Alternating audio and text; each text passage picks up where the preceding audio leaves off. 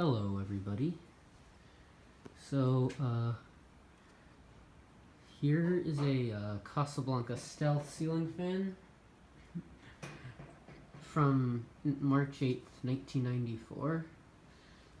And in this fan, I believe, I don't know if it's Comfort Touch or IntelliTouch, but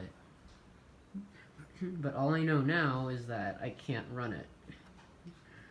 Use a W11 control.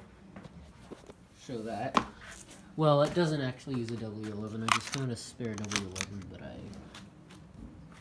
I don't know how to wire it. But so I'm just gonna make this video of it not running.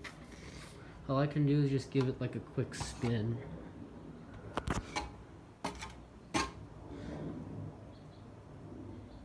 Sorry guys. Once I figure out how to wire this fan, I'll do a remake.